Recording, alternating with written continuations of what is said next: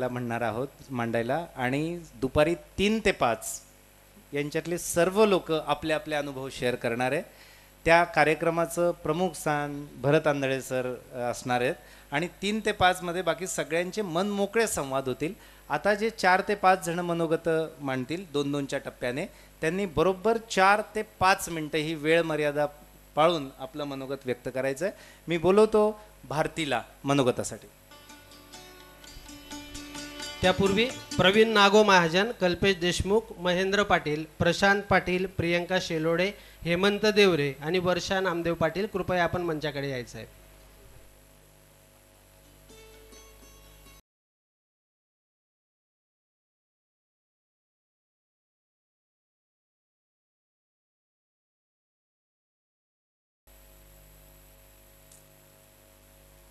आदरणीय व्यासपीठ, उपस्थित सुजान पालक आणि डोळ्यात स्वप्न घेऊन आलेले माझे तरुण मित्र आणि मैत्रिणींनो, आजचा दिवस खूप आनंद देणारा आहे. दरवर्षी याच ठिकाणी दीपस्तंभामध्ये यशस्वी झालेले यशस्वितांचा यशोत्सव या ठिकाणी साजरा होत असतो.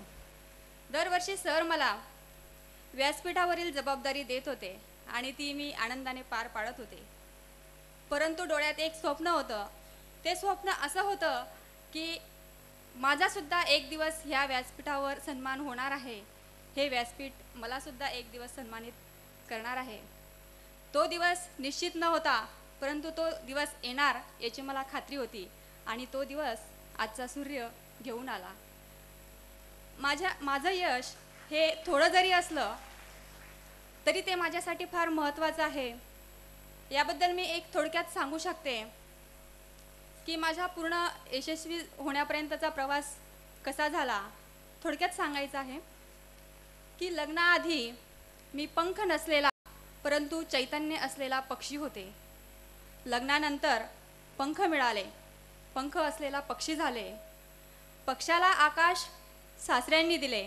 माझे सासरे इथे उपस्थित आहे. पक्षाला आकाश सासऱ्यांनी दिले, पंखांना बळ पतींनी दिले. आकाशाची उंची आदरणीय यजुर्वेंद्र महाजन सरांनी दाखवली आणि आज 10 वर्षांनी का असेना आसमंतामध्ये मुक्त विहार करणारे मी भारतीरूपी पक्षी झाले. लग्नाआधी पंख नसलेला परंतु चैतन्य असलेला पक्षी आहे असं मी याच्यासाठी म्हटलं कारण मी एका शेतकऱ्याची मुलगी आहे. मुलगीच नाही तर शेतकऱ्याची पत्नी सुद्धा आहे. माझे वडील अल्पभूधारक शेतकरी आहे. म्हणजे माझ्या वडिलांकडे 1 ते 1.5 एकर कोरडवाहू शेती आहे. ती शेती अशी आहे की ते शेतीतले कामं आटोपून, कमी कालावधीत कामं आटोपून जास्त दिवस ते लोकांच्या शेतात काम करत होते. यावरून तुम्ही कल्पना करू शकतात की आमची अन्न, वस्त्र, निवारा या गरजासुद्धा पुरेशा प्रमाणात भागत नव्हत्या. त्यासाठी आम्ही 3 भावंड, त्यात मी मोठी मुलगी. आईवडिलांसाठी एक जबाबदारी ती पार पाडण्यासाठी आणि माझं शालेय शिक्षण पूर्ण करण्यासाठी मी सुट्टीत शेतात जात असे शनिवार रविवारच्या आणि माझा शालेय खर्च भागवत असे. याचं एक छोटंसं उदाहरण मी सांगते की इतकी माझी परिस्थिती गरिबीची होती माझ्या वडिलांची की ते दुसऱ्याच्या शेतात काम करत होते आणि एक वेळा आम्हाला चटणी भाकरी खावं लागत होती. त्या चटणीवर मुलं तेल टाकत होते. त्यावेळी आम्ही ती चटणी पाणी टाकून खात होतो. यात खूप आनंद मिळत होता कारण ती चटणीसुद्धा मेहनतीने मिळवलेली होती. तुम्हाला माहिती असेल मित्रांनो, ग्रामीण समाजामध्ये पालकांची अशी मानसिकता असते की मोठी मुलगी म्हणजे आईवडिलांसाठी जबाबदारी. तशी माझ्या आईवडिलांनासुद्धा माझी जबाबदारी होती. मी 12वीत होते, कॉलेजला 1ल्या वर्षाला गेले आणि समाजाच्या मानसिकतेप्रमाणे माझ्या वडिलांनी देखील माझं कॉलेजच्या 1ल्या वर्षाला लग्न करून दिले. मनात शिक्षणाची खूप इच्छा होती, उर्मी होती, परंतु शिक्षण पूर्ण होईल की नाही याची भीती होती. परंतु माझं सुदैव असं की मी इकडे सासरी आले. सासरी कुटुंबात मोठी सून होते. मोठी सून असल्या कारणाने मला सर्व जबाबदाऱ्या पार पाडायच्या होतात. त्या संपूर्णपणे जबाबदाऱ्या पार पाडण्यासाठी मी सक्षम आहे याची मला खात्री होती. संपूर्ण इकडे मी मोठी सून असल्या कारणाने आणि कुटुंबामध्ये सर्व जबाबदारी पार याच्यासाठी पाडायची होती की माझ्या सासूबाई आजारी होत्या. त्यांना पॅरालिसिस झालेला होता. त्या पूर्णपणे कुटुंबावर अवलंबून होत्या आणि ती पूर्ण जबाबदारी पार पाडून मला माझं करिअर करायचं होतं. माझी इच्छा मी माझ्या सासऱ्यांना आणि पतींना बोलून दाखवली. त्यांनी सहमती दर्शवली आणि मग माझ्यासाठी एक नवीन संघर्ष सुरू झाला. तो आनंददायी होता. मी ज्यावेळी मुलं कॉलेज लाईफ जगत असतात त्यावेळी मी सकाळी 8पर्यंत स्वयंपाक करत होते आणि कॉलेजला जात होते. 12 वाजता आल्यानंतर सर्व आदर्श गृहिणीची कामं करत होती. असं करत असताना त्यात मला माझे सासरे मदत करत होते. फक्त मदत म्हणजे कामात मदत नाही तर भाजी निवडण्यापासून तर लसूण सोलण्यापर्यंत मदत करत होते. ते एक सेवानिवृत्त मुख्याध्यापक आहेत, परंतु त्यांनी त्यांचा मान सन्मान बाजूला ठेवला आणि माझ्या शिक्षणासाठी त्यांनी धडपड केली. माझ्या अपयशात त्यांनी खूप मला मानसिक आधार दिला. याच्यात आणि माझ्यातली त्यांनी गुणवत्ता हेरली. ती गुणवत्ता हेरून फक्त त्यांनी शांत बसले नाहीत तर त्यांनी मला एक स्पर्धा परीक्षांचं स्वप्न दाखवलं आणि मला त्यांनी बाहेरगावाला क्लास करण्यासाठी पाठवलं. परंतु कुटुंबाची जबाबदारी, लहान एक वर्षाचा मुलगा, ह्या जबाबदाऱ्या मला अटळ होत्या. त्या पाळून मला शिक्षण करायचं होतं. वर्षानुवर्ष मी बाहेरगावी राहू शकत नव्हते.